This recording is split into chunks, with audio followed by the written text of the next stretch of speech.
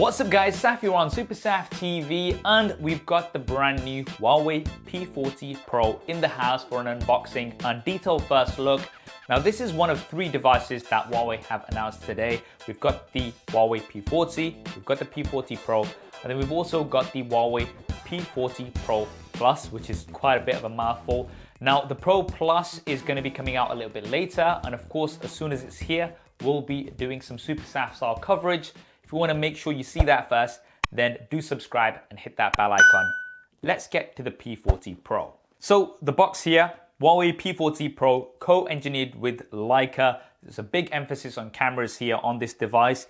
Explore it on App Gallery. So another emphasis here as well on the Huawei App Gallery, which we'll be checking out in a little bit too. So we are presented with the device initially. We'll put that to the side for a second and see what else we get inside the box. So you've got a SIM card tool, a soft clear case, a USB Type A to USB Type C cable, some USB Type C earphones, and a 40-watt Huawei supercharger. So this is gonna top up the P40 Pro very, very quickly. Right, so let's get to the device. Get rid of the plastic. And here it is. That color looks really nice. This is more of a blue color, and it's got that two-tone finish that Huawei are known for, but there are lots of different color versions available. This is glossy, but there's also two matte versions, which I am really excited to check out too. Now there is this rectangular camera module here, and with the P series of devices from Huawei, this is usually on the left-hand side. The camera module on, say, the Mate series is usually in the center. And that's because this device is supposed to be held in landscape because it is a device that's concentrated around photography. Now, if you take a look around the front, then the screen is curved from all sides. So not only is it curved from the left and the right, but it's also curved from the top and the bottom, which creates quite an interesting look. Huawei are calling this an overflow display, so it's kind of like things are spilling over the sides. Curved displays, mixed opinions. Some people do like them, some people do not. And if we do turn the display on, you can see that we've got minimal bezels. This is a 6.58-inch display. And then we've got this double punch out here on the top left-hand corner. Now this houses the front-facing camera, which is 32 megapixels. It's got a depth sensor for depth information for your portraits, and I can see a few other sensors here as well, which will be used for the facial unlock. For the resolution, this is in between Full HD and Quad HD, so it's around 2640 by 1200.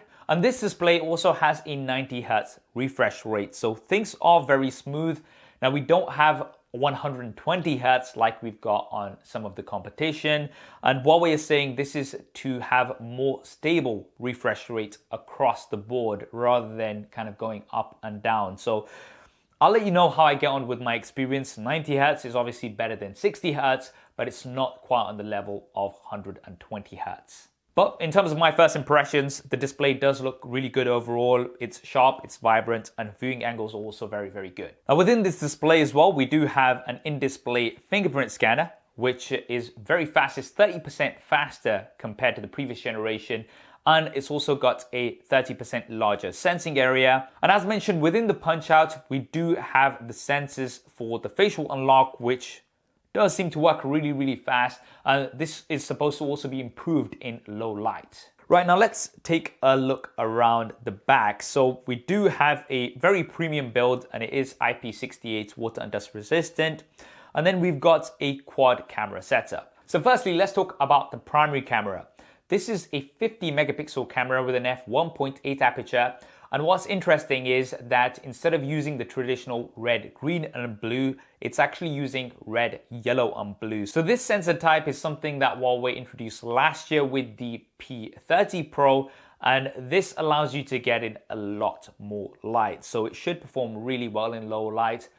But this time, Huawei have taken that further, and the Telephoto camera also has a red, yellow, and blue sensor instead of a red, green, and blue. Now, Huawei is saying that this increases light intake by up to 40%. So usually when it comes to the telephoto camera, low light is not really much of a consideration, but this is something that Huawei are looking into. And this telephoto camera is 12 megapixels and it uses Periscope zoom technology, something that Huawei introduced last year. It's going to give you up to 5 times optical zoom with way more hybrid and digital zoom. This has an f3.4 aperture with optical image stabilization, and because you do have more of a narrow aperture, you're not going to be getting in as much light, so it'll be really interesting to see how the red, yellow and blue sensor on this zoom camera will have an effect in low light.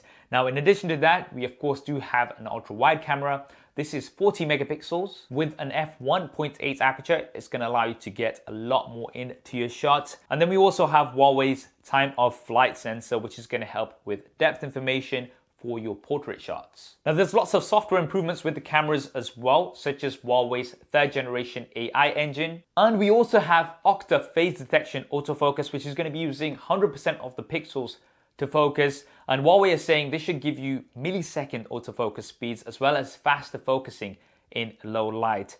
I definitely cannot wait to test this camera out and put it up against the competition. If you'd like to see a SuperSaf style camera comparison of the Huawei P40 Pro versus another device, then definitely let me know which device you'd like me to do that with in the comments below, and I'll try to get onto that as soon as possible. Now, for the internals, as expected, we do have Huawei's latest and greatest. It is the Kirin 990 5G chipset, which is an integrated chipset, has 5G on board, so we do have 5G support enabled, standalone as well as non-standalone. And this does come with 8 gigabytes of RAM and 256 gigabytes of storage. You can expand that storage with have one here, nano card. So that is nice that you can expand the storage, although this is a proprietary card from Huawei. Taking a quick look around the device, you've got a power button here on the right hand side with a volume rocker above.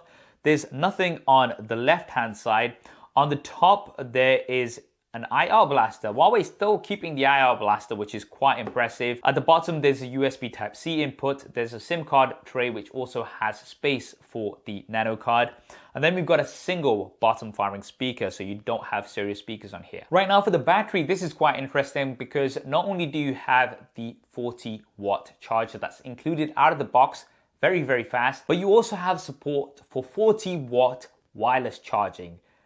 That is really, really impressive because generally when it comes to wireless charging, very, very slow on most devices, but Huawei have actually made this so that it's in line with their wired charging. Now, you're obviously going to have to get a 40-watt wireless charger, but this does mean that you're going to be getting some of the fastest wireless charging speeds on the market. Right, now let's talk about the software. I left this to the end because there is a lot to talk about.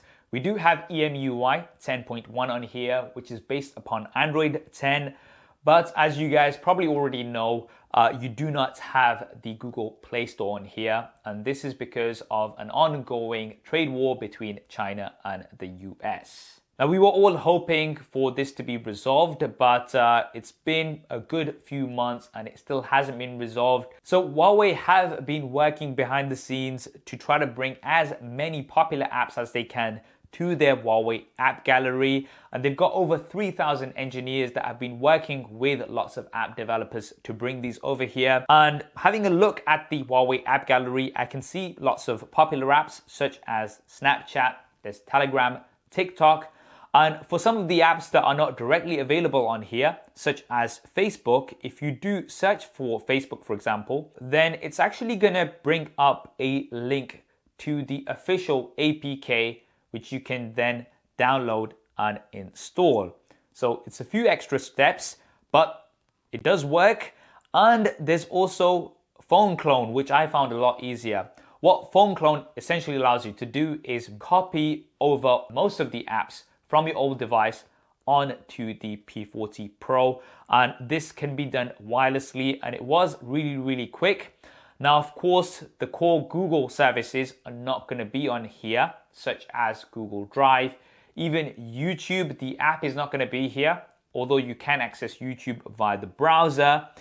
However, lots of the apps that I use on a regular basis, such as Facebook Messenger, Twitter, Instagram, all were ported over without any problems. Now, is this ideal? Of course, it's not the ideal situation, but it's really impressive to see that Huawei have come a long way in terms of bringing over the app experience as close as possible as you can have based on the circumstances that we're in right now. Now, of course, I'm gonna have to spend some more time with this to kind of see how things go on a day-to-day basis. And if there's anything that you'd like me to cover on the Huawei P40 Pro in more detail, then definitely drop that in the comments below and I'll try to cover as much as I can.